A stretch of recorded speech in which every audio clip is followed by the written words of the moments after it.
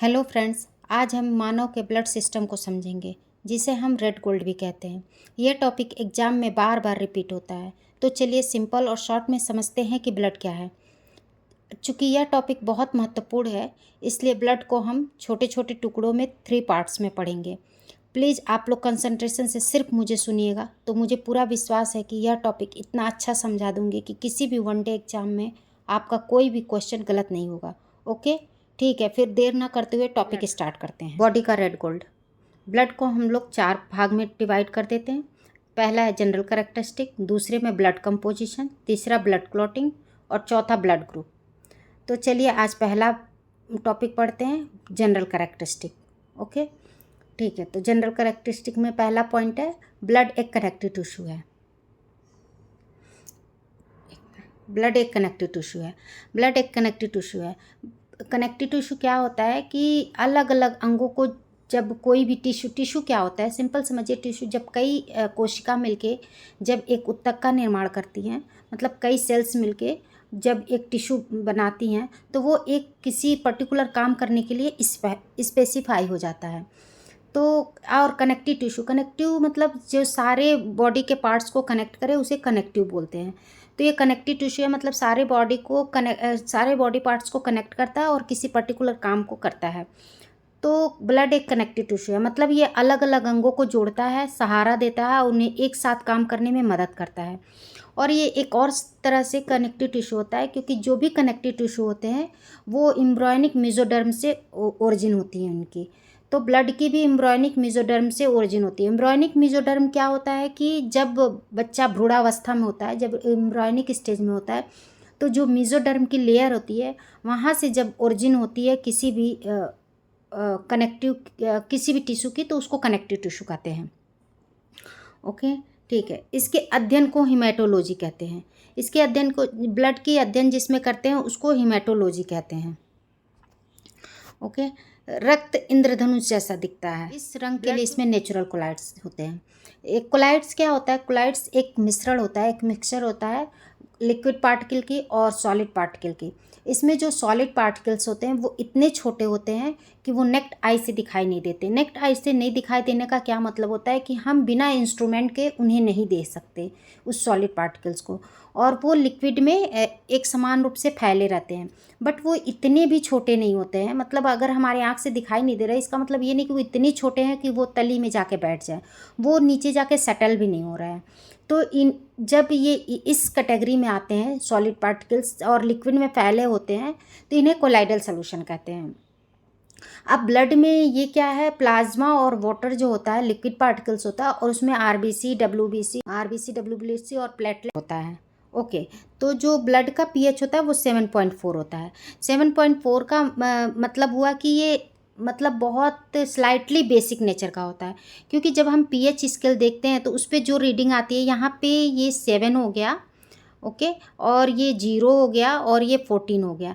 तो जब 7 से पीएच स्केल पे जब 7 से 0 के बीच में होता है तो ये एसिडिक नेचर का होता है, और जब 7 पे पहुंचता है तो ये न्यूट्रल हो जाता है, और जब 7 से 14 के बीच होता है तो ये बेसिक नेचर का होता है।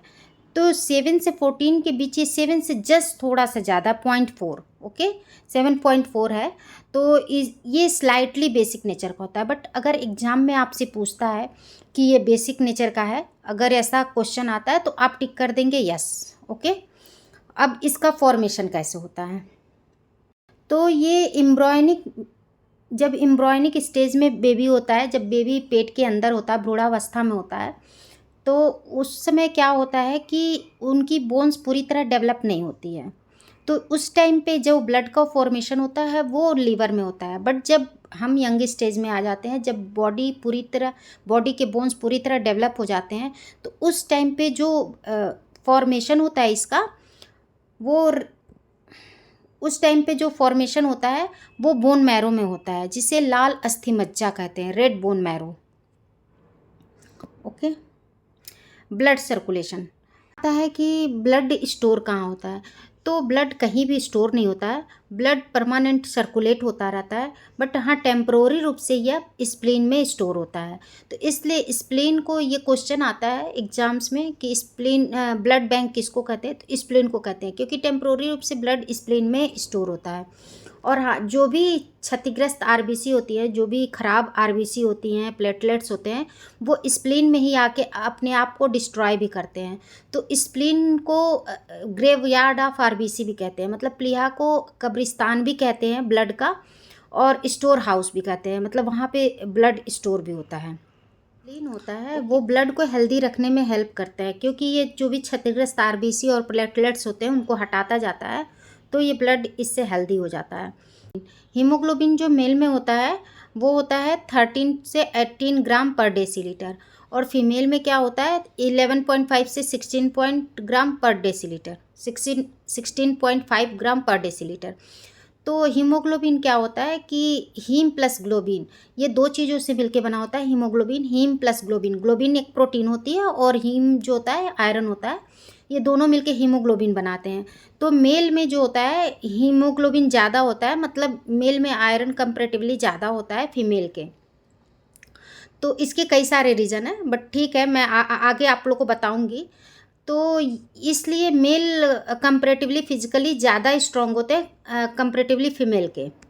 अब ये है कि ब्लड ब्लड बन तो गया, सब कुछ हो गया, तो ब्लड का काम क्या होता है? तो ब्लड का मेन काम होता है कि ये बॉडी टेम्परेचर को मेंटेन करता है। जब भी ब्लड सर्कुलेशन बॉडी में होती रहती है तो बॉडी का टेम्परेचर मेंटेन रहता है, और जब ब्लड सर्कुलेशन नहीं जहाँ होती है वहाँ बॉडी का टेम्परेचर मेंटेन नहीं होता है।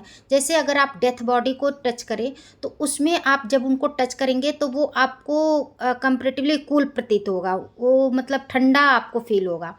वो इसलिए क्योंकि उसमें ब्लड सर्कुलेशन रुक गया है, वो ब्लड सर्कुलेशन नहीं हो रहा है।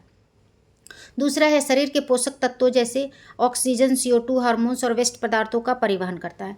ये ट्रांसपोर्ट भी करता है। जब भी हम सांस लेते हैं तो हमारे बॉडी में हीमोग्लोबिन ही आता है जो उसको लेके जाता है ऑक्सीजन को, और बॉडी के डिफरेंट पार्ट तक पहुंचाता है, और वहाँ से जो भी CO2 निकलता है उसको लेके आता है, और उसको भी ट्रांसपोर्ट करके लेके आता है और बाहर निकालता है।